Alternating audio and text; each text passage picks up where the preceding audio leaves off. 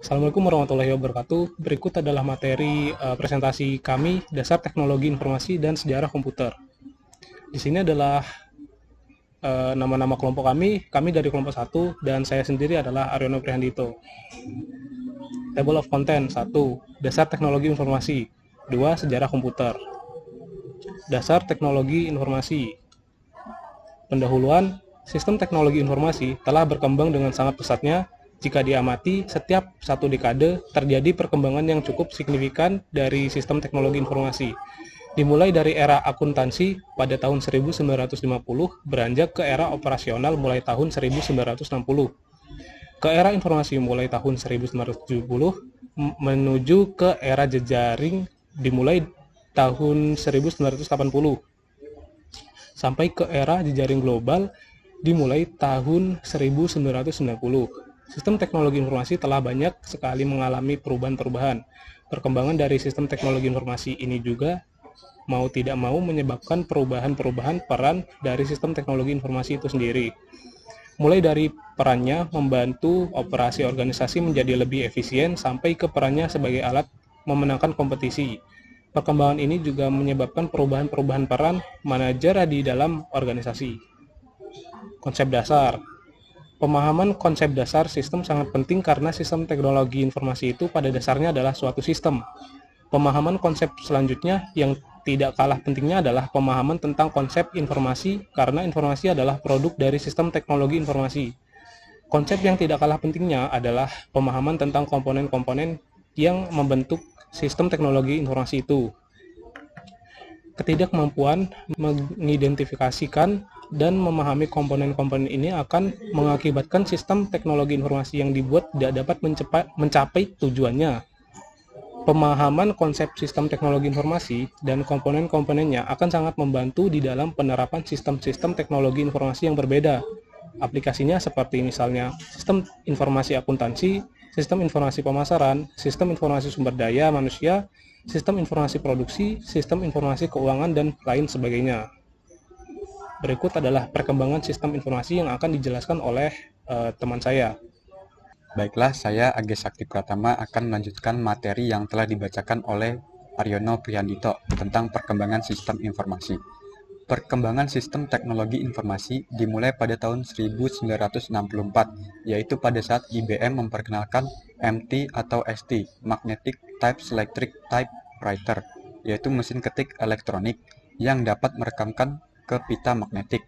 Tahun 1964 merupakan awal dari aplikasi pengolahan kata yang sederhana jika dibandingkan dengan aplikasi pengolahan kata sekarang. Aplikasi pengolahan kata termasuk dalam aplikasi OAS, Office Automation System. OAS sekarang tidak hanya terdiri dari aplikasi pengolahan kata, tetapi juga aplikasi desktop, publishing, pembuatan schedule, surat elektronik, surat suara, fast mail, konferensi elektronik. Perkembangan selanjutnya dari sistem teknologi informasi tidak terlepas dari perkembangan sistem komputer. Komputer pertama selesai dibuat tahun 1946, yaitu ENIAC, Electronic Numerical Integrator and Computer. Pada era komputer pertama ini, aplikasi yang banyak dilakukan adalah aplikasi teknik, karena pada waktu itu komputer dimaksudkan sebagai alat untuk menghitung atau compute. Pada tahun 1964, IBM memperkenalkan komputer IBM S360. Sejak dikenalkannya IBM S360, komputer mulai digunakan untuk aplikasi bisnis yang merupakan tonggak awal sistem teknologi informasi. Aplikasi bisnis pada awal tahun ini masih merupakan aplikasi untuk sistem pengolahan transaksi atau SPT atau TPS, Transaction Processing System. Manajer-manajer fungsi mulai merasakan manfaat dari sistem teknologi informasi. Manajer-manajer fungsi ini yaitu manajer-manajer pemasaran, akuntansi, keuangan, produksi, sumber daya manusia untuk semua tingkatan mulai membutuhkan sistem teknologi informasi untuk mendukung pengambilan keputusan mereka. Sistem-sistem teknologi informasi ini disebut dengan sistem informasi manajemen atau sistem teknologi informasi fungsional. Awal tahun 1970, teknologi juga mulai digunakan di proses produksi. Teknologi ini adalah teknologi komputer dan robot untuk mengendalikan proses produksi supaya efisien dan efektif. Aplikasi lain yang dikenal tahun 1980-an adalah kelompok sistem pakar atau expert system. Sistem pakar atau expert system mengandalkan basis pengetahuan knowledge base yang harus diisi dari seorang pakar, sewaktu-waktu sebagai pengganti pakar untuk memberikan jasa konsultasi. Lalu awal tahun 1980 juga diwarnai dengan perkembangan sistem otomatisasi kantor atau Office Automation System. Sistem ini memberikan fasilitas pengolahan kata, pengolahan dokumen, penjadwalan, komunikasi dan kolaborasi antar manajer di dalam organisasi melalui jaringan intranet. Perkembangan terakhir dari sistem teknologi informasi adalah dengan dikembangkannya jaringan saraf neural buatan Artificial Neural Network atau ANN. Artificial Neural Network merupakan sistem teknologi informasi yang mencoba meniru kerja dari jaringan saraf otak. Perbedaannya dengan sistem teknologi informasi yang lain adalah ANN mempunyai kelebihan proses belajar seperti halnya otak, sehingga proses yang sama selanjutnya akan dilakukan dengan lebih baik. Lalu selanjutnya dari teknologi. Teknologi yang digunakan di sistem teknologi informasi adalah teknologi komputer, teknologi telekomunikasi, dan teknologi apapun yang dapat memberikan nilai tambah untuk organisasi. Diskusi kurikulum dan silabus di bidang sistem teknologi informasi banyak membahas tentang redundansi dari materi teknologi yang ada di buku Sistem Teknologi Informasi dengan yang ada di buku Pengenalan Komputer. Beberapa buku, misalnya buku Sistem Informasi Akuntansi yang ditulis oleh Wilkinson et al. 2000, sudah mengeluarkan materi ini di bab pembahasan untuk dimasukkan di CD-ROM yang dilampirkan. Beberapa buku masih membahas teknologi tetapi dengan penekanan materi yang berbeda, yaitu lebih ringkas tetapi mendalam dan lebih konseptual. Lalu selanjutnya, perlunya teknologi informasi karena yang pertama kompleksitas tugas manajemen, kedua pengaruh globalisasi, ketiga perlunya response time cepat, dan yang keempat tekanan persaingan bisnis. Lalu ada 6 fungsi dari teknologi informasi. Yang pertama menangkap, capture, mengkompilasikan catatan-catatan rinci dari aktivitas-aktivitas, misalnya menerima inputan dari keyboard, scanner, mic, dan sebagainya. Lalu yang kedua, processing, mengolah atau memproses data masukan yang diterima untuk menjadi informasi. Pengolahan pemrosesan data dapat berupa mengkonversi, menganalisis, menghitung, dan mensintesis segala bentuk data dan informasi.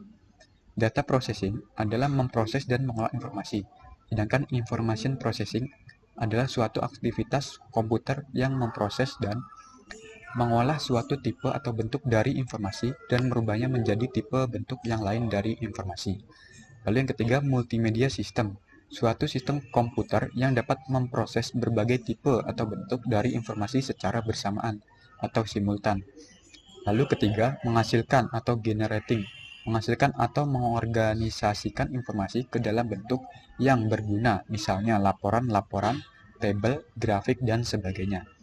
Lalu yang keempat, menyimpan atau storage, merekam atau menyimpan data dan informasi dalam suatu media yang dapat digunakan untuk keperluan lainnya, misalnya simpan ke hard disk, tape, disket, CD, dan sebagainya. Lalu yang kelima, mencari kembali, retrieval, menelusuri, mendapat kembali informasi atau mengcopy data dan informasi yang sudah tersimpan. Misalnya mencari kembali supplier yang sudah lunas dan sebagainya. Lalu yang keenam, mentransmisi atau transmission, mengirim data dan informasi dari suatu lokasi ke lokasi lain melalui jaringan komputer. Misalnya mengirimkan data penjualan dari user A ke user lainnya dan sebagainya. Lalu untuk penjelasan selanjutnya akan dibacakan oleh rekan saya. Baiklah, saya Amelia Putri Sabrina. Saya akan melanjutkan materi yang telah dibacakan oleh Ages. Sejarah komputer. Sejarah komputer generasi pertama ada pada tahun 1946. Generasi kedua 1957. Generasi ketiga 1964. Generasi keempat 1971 dan generasi kelima 1980. Sejarah komputer. Evolusi komputer. Komputer modern ditandai dengan kelahiran komputer elektronik yang disebut dengan ENIAC, Electronic Numerical Integrator, dan komputer. Komputer ini diciptakan pada tahun 1946 di Universitas Pennsylvania. Amerika Serikat oleh Dr. John Wayne, Mokel N.J. CRISPR-Eckert Jr. pada awalnya ditunjukkan untuk melakukan perhitungan balistik. Namun, ketika selesai dibuat, ENIAC merupakan komputer yang serbaguna. Hingga sekarang, komputer-komputer yang telah diciptakan dapat dibagi menjadi 5 generasi. Generasi pertama, generasi kedua, generasi ketiga, generasi keempat, dan generasi kelima. Antara generasi keempat dan generasi kelima, sering sekali sulit dibedakan karena tidak ada kesepakatan yang jelas untuk mendefinisikannya. Dalam beberapa literatur, generasi komputer hingga saat ini terbatas pada 4 saja. Tabel 6.7 memperlihatkan karakteristik komputer pada berbagai generasi. Karakteristik komputer pada berbagai generasi. Generasi pertama, komponen tabung hampa, memori utama 2K, waktu siklus 100 milidetik. Generasi kedua, transistor, memori utama 64 KB, waktu siklus 10 mikrodetik. Generasi ketiga, IC 4 MB dan waktu siklusnya 500 nanodetik. Generasi keempat, komponennya LSI dan FLSI, memori utama 16 MB, waktu siklus 800 pikodetik. Generasi kelima, komponennya FLSI, memori utama 64 MB dan waktu siklusnya 2000 pikodetik. Generasi pertama. Era komputer generasi pertama berkisar antara 1946 sampai dengan 1956. Beberapa literatur memberikan jangkauan sampai tahun 1959. Ciri-ciri komputer generasi pertama yakni menggunakan tabung hampa, vacuum sampai tube, sebagai komponen utama untuk menyimpan dan memproses informasi. Tidaklah mengherankan jika ukuran komputer menjadi sangat besar.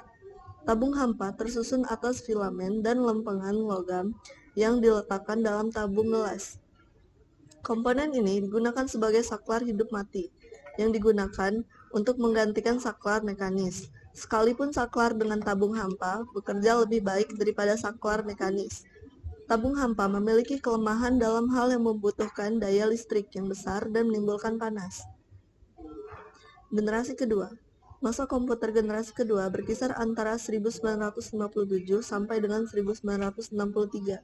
Jika komputer generasi pertama menggunakan tabung hampa, komputer generasi kedua memakai transistor yang berkurang relatif jauh lebih kecil, lebih handal, lebih murah, dan tidak sepanas tabung hampa. Semua komputer generasi kedua menggunakan memori berupa inti magnetik.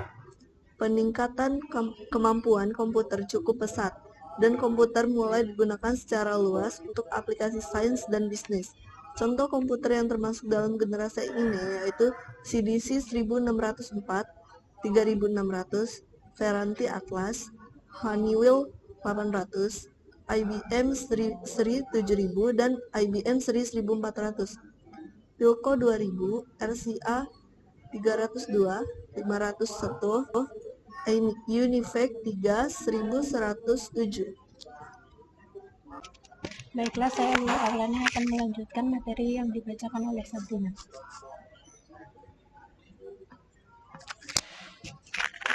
Generasi ketiga. Era generasi ketiga berkisar antara tahun 1964 sampai dengan 1979. Komputer pada masa ini menggunakan komponen IC Integrated Circuit. Sebagaimana diketahui, sebuah IC mengandung ratusan hingga ribuan transistor. Selain itu juga mengandung resistor dan diode. Mengingat komponen-komponen elektronika terletak pada segapung material semi konduktor, pengkawatan menjadi berkurang drastis dan jarak tempuh elektron menjadi sangat pendek. Oleh karena itu, ukuran komputer generasi ketiga menjadi relatif kecil dan memiliki kemampuan yang jauh meningkatkan daripada komputer generasi kedua. Era generasi ini ditandai dengan kemunculan IBM S360 pada tanggal 7 April 1964. Pada masa ini, komputer awalnya masih menggunakan inti magnetik sebagai memori utama. Pada perkembangan selanjutnya, memori yang digunakan dibuat dari bahan semikonduktor. Peningkatan ukuran memori dan kecepatan eksekusi cukup drastis. Generasi keempat. Era generasi keempat dimulai tahun 1980 dan berlangsung hingga sekarang. Ditandai dengan penggunaan teknologi LSI dan VLSI. Teknologi VLSI memungkinkan sebuah chip yang berukuran kecil, dapat mengandung ratusan ribu transistor dan komponen elektronika yang lain. Melalui teknologi VLSI, sebuah chip dapat menampung hal-hal yang dibutuhkan oleh sebuah komputer. Pada tahun 1971, Intel berhasil membuat sebuah mikroprosesor Intel 4004 generasi kelima. Dengan pendekatan seperti ini, komputer yang murah dapat dibuat untuk menyaingi kecepatan komputer multi-user. Berdasarkan pada arsitektur von Neumann, komputer generasi kelima menggunakan Massively Parallel Processor (MMP). Berdasarkan arsitektur ini, informasi diproses secara berurutan, yaitu satu instruksi per satu waktu. Pada generasi kelima, komputer tidak hanya lagi berbentuk komputer, tetapi sudah merambat ke semua bidang, seperti contohnya pada gambar di samping ini adalah robot berbentuk vakum yang dilengkapi dengan AI. Berikut adalah daftar pustaka dari materi yang kita ambil. Sekian presentasi dari kelompok kami, kelompok 1. Terima kasih.